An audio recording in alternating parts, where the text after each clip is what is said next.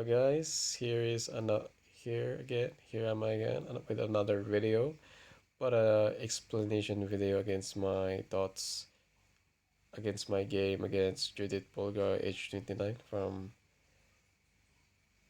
Magnus Chess Academy app. You can, if you wish to challenge Judit H29, you can always download the app from the Google Play. The name of the app is Magnus Chess Academy. So there you go. Okay, I'm just gonna give you some recap in our previous game. Our last week game. So if you watched the first game or the our my first game against Judith H29, I lost in the end game, but I do glad that I did survive the middle game because mostly for a non-grandmaster chess player or non-international master, it didn't pass just possible that they don't last in the middle game because the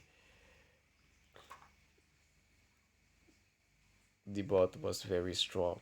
I mean, pretty much strong. Just saying in a word, very much strong. That is obviously the rate because if you can see the rating is 2,735, which is really pretty much very strong. Okay, so this is a challenge, a quest. So after I did start, so I'm starting with a white piece. This is a quest.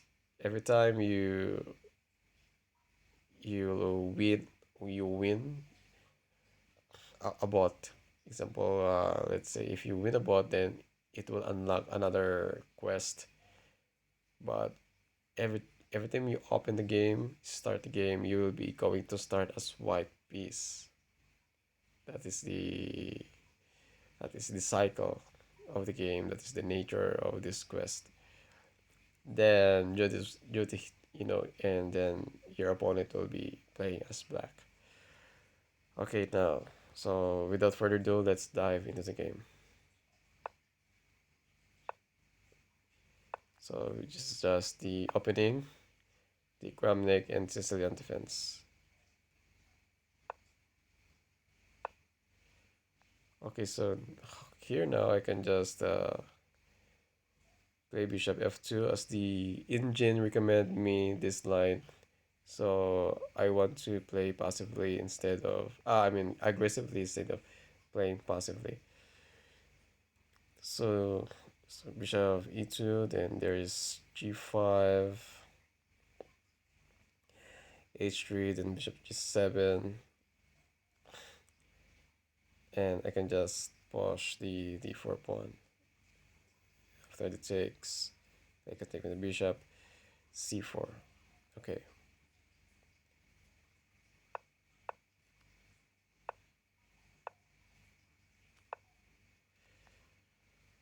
Okay, now black is going to take with a c pawn, and now I can take the g5 pawn. Okay, so here I'm just gonna give you some quick analysis in this position. So this is where the critical lines very informative you can have from me that I learned from my training or practice in this opening. Okay, now, so what is black going to reply here? Let's say knight f6. Okay, now I can take.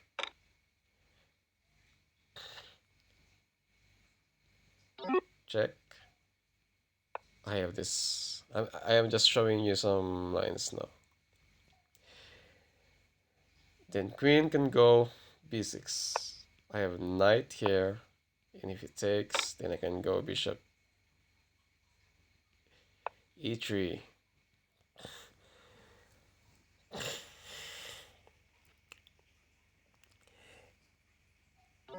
Then you're just going to go back in a5.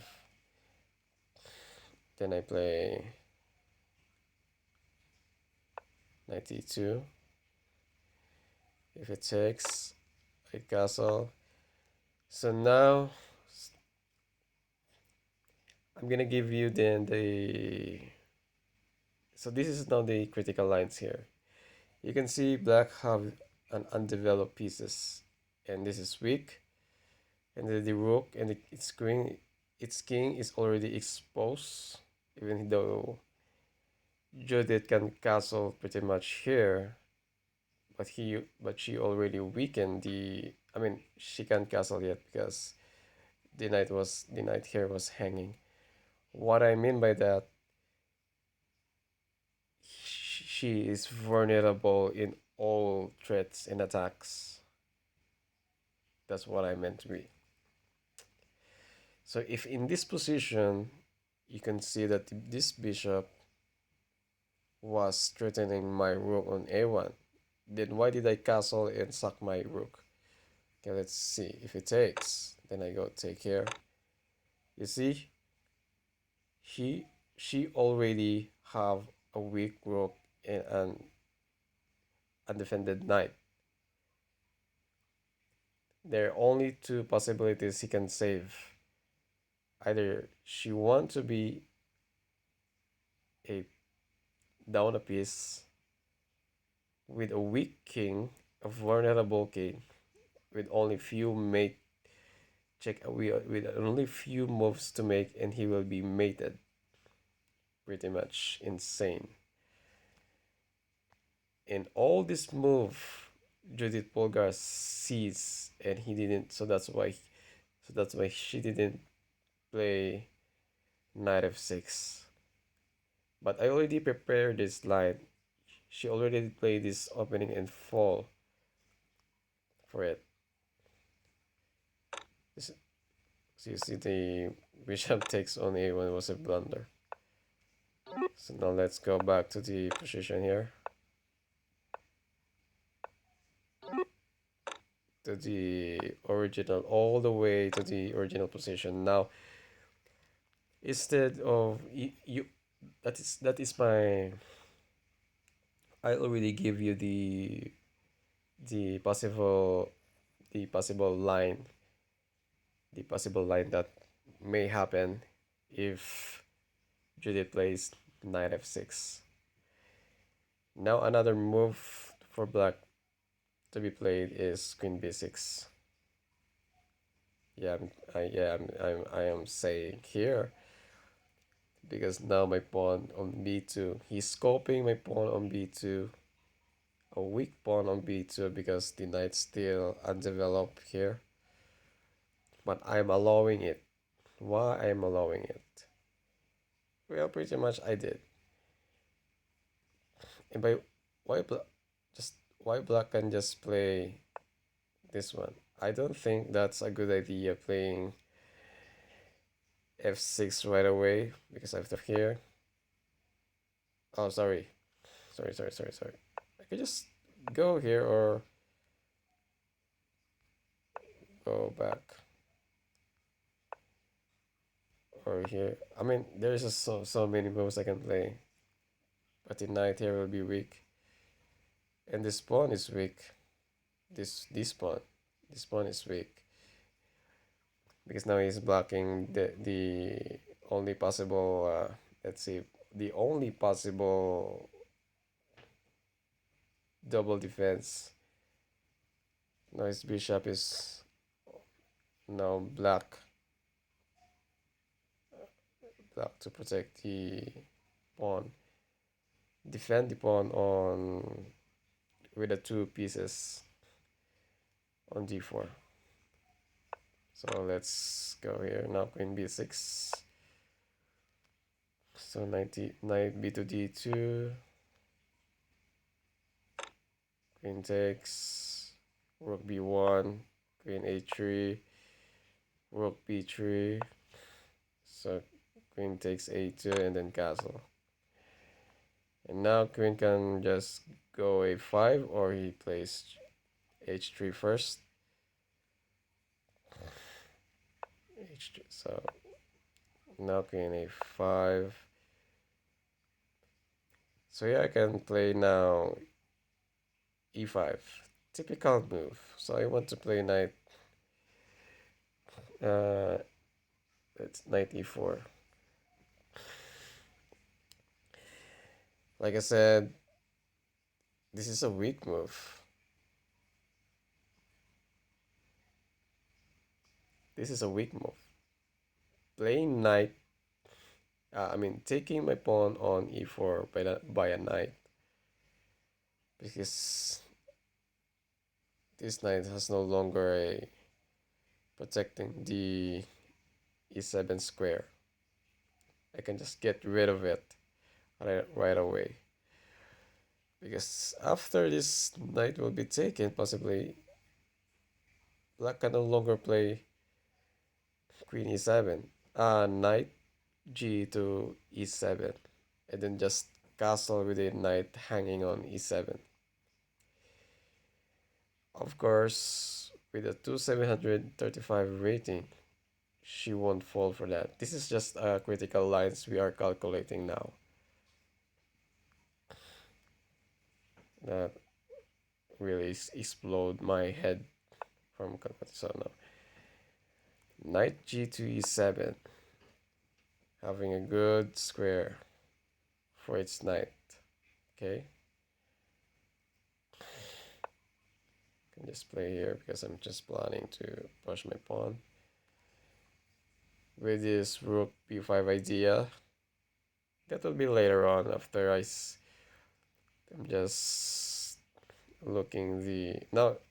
You see, black can castle. I mean, she can castle, but she already have a very weak and easy and vulnerable to attack on F file and G file, because you can see all my pieces is already active here.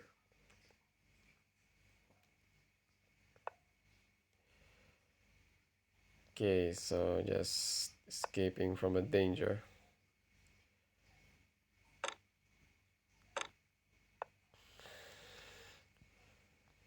Okay, still black successfully defend the pawn with a 2-piece, the d4 pawn.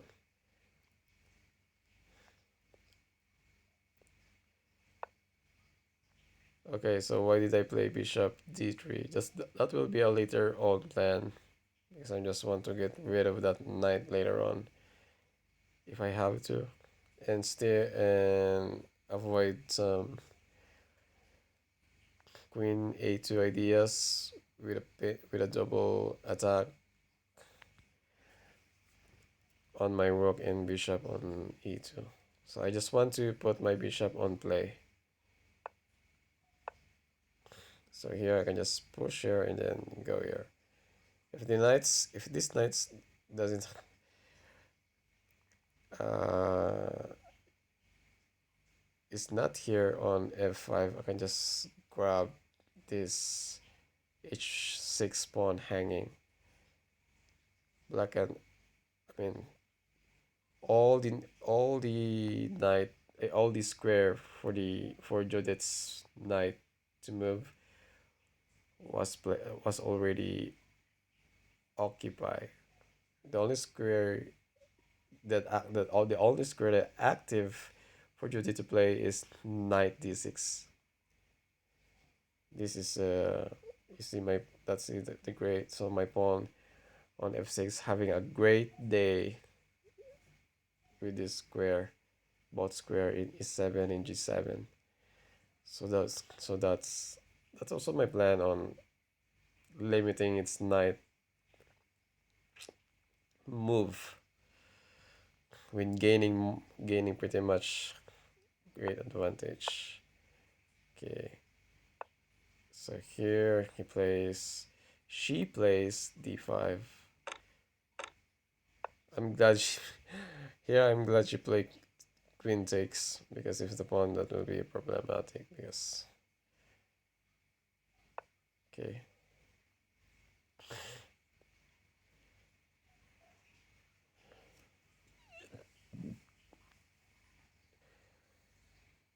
here now, still I'm just want to get rid of this knight on f5, so I can, I just want to get rid of it by forcing it, by not moving the, by just letting it captured one of my piece.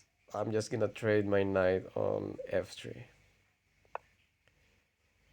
which is a mistake, but that's and now black don't, I mean, here you can already see that I have very active piece, and have a good broke on a fifth rank.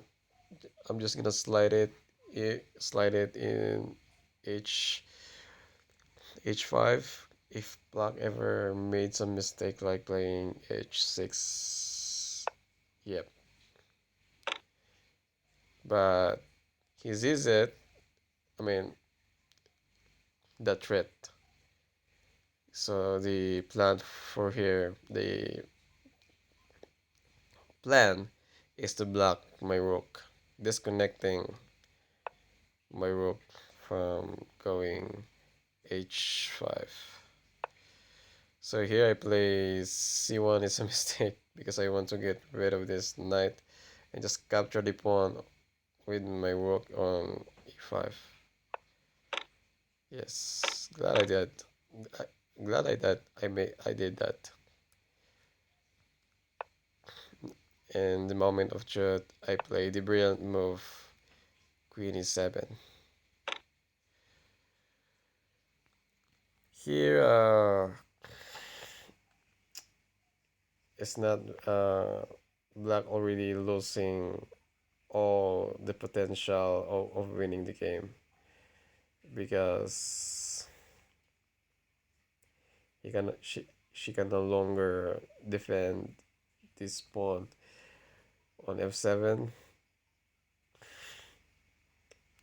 with a multiple attack, because my pieces are very active, and this bishop on d3 is still active. I'm just looking for white to whatever he can respond my move, respond on my move rook e7, or if just block and just play here. I mean, there is a move here, but it's also a mistake. Oh, the only best for this bishop to be played either here, yeah, this is a mistake, or here. That's the only best. No, then I can just,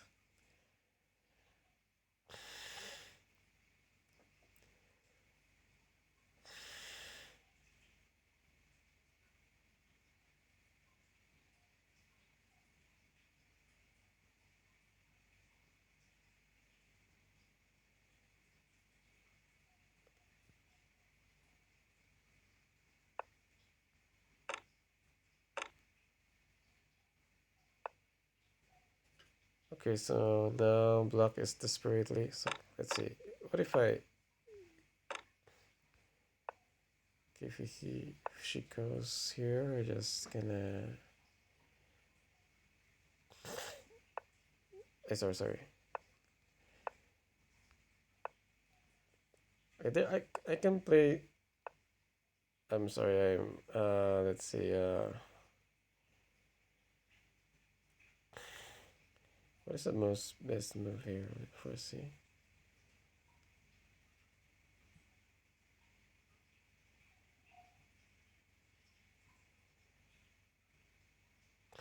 And do I go queen here? It's still a blunder, eh? Still losing. And if I can go here, it's still a blunder. Oh, there's a bishop here. So sorry. And I'm gonna lose my knight. I have my pawn on f6, so I'm still planning whether to move my. Oh, here. This. So sorry. So now I see. So if he can if she takes, then I can just go here then. Plus now a very strong move here. Now I'm winning. Sorry, I just okay now. That's the reason why black already losing the edge here. So I found the best move f4. And then later on, Judith was unable to defend its king and just sacrifice and go for the end game with a pawn up against 3 piece. And the game's continue. Okay, so this is just a easy win and not much in need of analysis. I can just take here. I'm just doing stuff and just move making on here until I reach this square. If I give a check, so its king can be trapped. I'm just not letting its king go escape. She sees it and just trade its last piece. Now I can just block the only escape path for black. I can just check, just move to the last winning or mating a mate in tree. Now I can just checkmate him in. And that's how the game finished, and that is my basic analysis or my thoughts to add and my thoughts and my calculation to this game against judit polgar, how I did win. So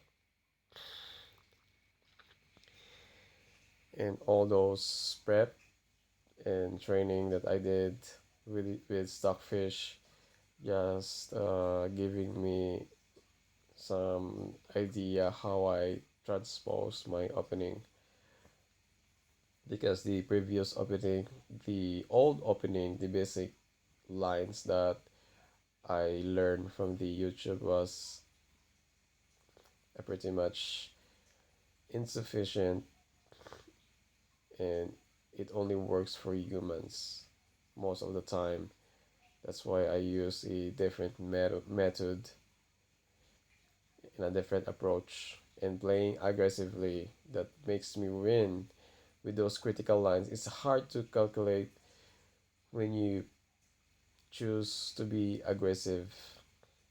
You choose the opening to be aggressive, because you'll be pushed to your very limit. You'll be pushed to your limit. So how do you make plans, or how you can calculate? If you ever made a mistake before the bot, I actually, it's obviously there's a 98% chance you will lost. But if the Judith here, but if Judith is already have a bad position with a inactive piece like its true rook, then you have a great advantage, because even you have one mistake or two. So two mistake or two or three is fine, unless one blunder is fine, unless you can compensate that. So sacrificing a pawn for a risk is good, unless you can compensate that you have a good idea. So that is all. I mean, I'm not a grandmaster. It's just my thoughts towards how I managed to beat Judith Bulgar. I mean, it's impossible to beat her with a just unprepared opening with a weak line. So she can just penetrate it just win all the time. So that's how our game finish, and that's how our game very interesting to be remember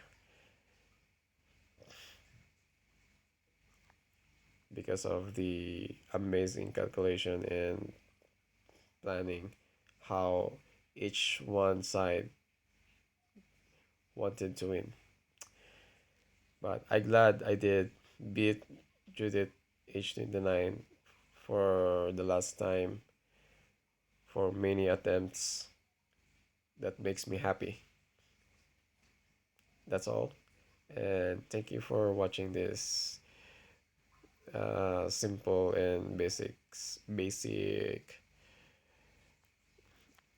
game analysis of mine. Thank you.